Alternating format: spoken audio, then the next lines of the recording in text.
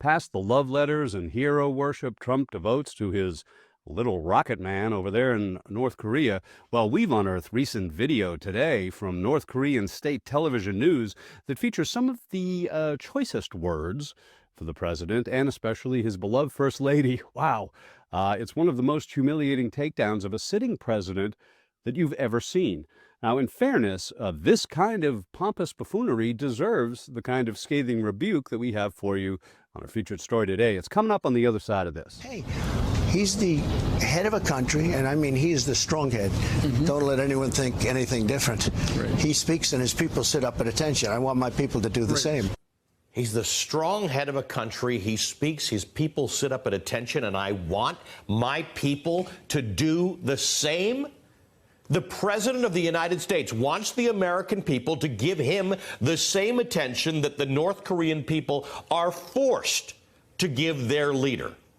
Let's just take a moment to look at some of the atrocities documented about Kim Jong-un's regime. According to a 400-page UN report, at least 120,000 people, men, women, and children, are being held in the 4 known political prisons, according to Amnesty International. Former detainees in those camps say they were stripped of all sense of being human. There is no thinking, no free will, just fear. That's a quote. Detainees caught rats to eat. They were beaten by guards if caught with contraband, cigarettes. Some died from the wounds from those beatings. Starvation just isn't an issue in the camps. The regime uses starvation as a means of control, distributing food to those considered useful to the government. Want that for your people, Donald Trump? Is that why you want Americans to sit up and listen to you? Trump is not ignorant of that oppression. Quoting his own words, Trump has said, quote, an estimated 100,000 North Koreans suffer in gulags, toiling in forced labor and enduring torture, starvation, rape, and murder on a constant basis, end quote, from the President of the United States. So it's interesting that President Trump now says he has great respect for this North Korean leader. He wants his people to do the same as North Korea. Exactly right, Jagger. Trump's worldwide, world-class face plant on Saturday, you know, the birthday gift that keeps on giving, well, it will haunt him as long as we never let him forget. And Democrats should never let him forget what an embarrassing display that travesty of a parade was. As you're about to see, seems the North Koreans have notes on it too. Wait until we share those notes with you. Oh my goodness. Now let's remember what Trump was shooting for with his $47 million circle, Pentagon jerk.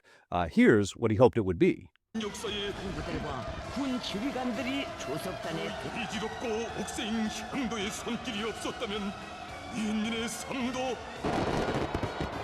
주라는 뜻깊은 이 밤 우리 원수님 믿었던 덤례를 보내십니다. Wow, those guys sure know how to produce precision TV propaganda. And as experts, it turns out they have notes for Trump.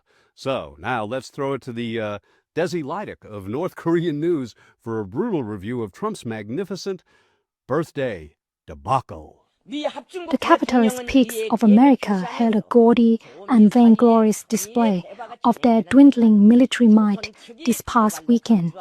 The U.S. have not won a war since the USSR defeated Germany in 1945, and the U.S. celebrated this fact by shining all their best tanks and guns. The inferior leader, pictured here looking old, confused and tired, sat next to an expensive prostitute and a drunk television host for the duration of the parade. In total, $40 million was spent on the parade by the debt-ridden failed state, shamefully done so at a time of increasing poverty in the country.